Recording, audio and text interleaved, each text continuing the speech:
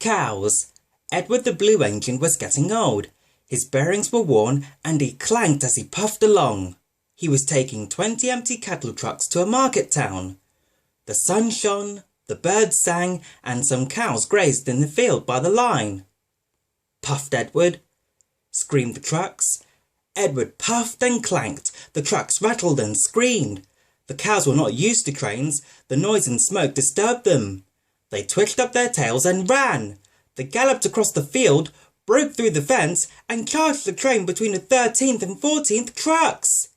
The coupling broke, and the last 7 trucks left the rails.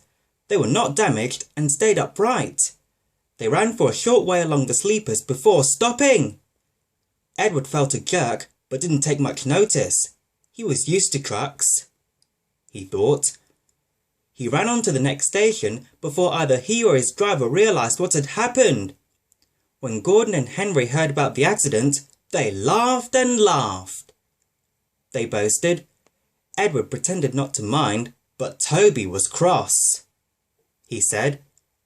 Some days later, Gordon rushed through Edward's station. He whistled. He chortled, panting up the hill. Puffed Gordon.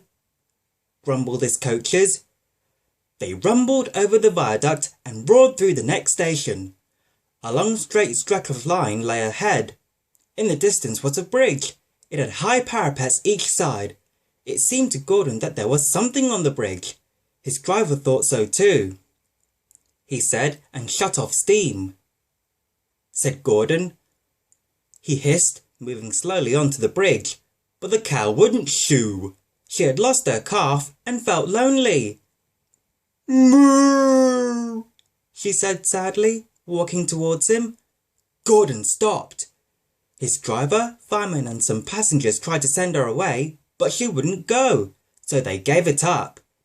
Presently, Henry arrived with the train from the other direction. He said grandly. He hissed, but the cow turned and mooed at him. Henry backed away. He said.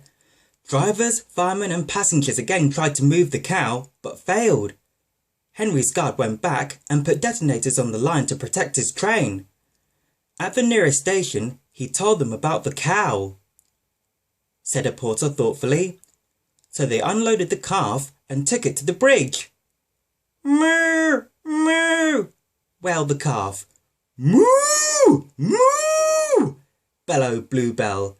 She nuzzled her calf happily, and the porter led them away. The 2 trains started.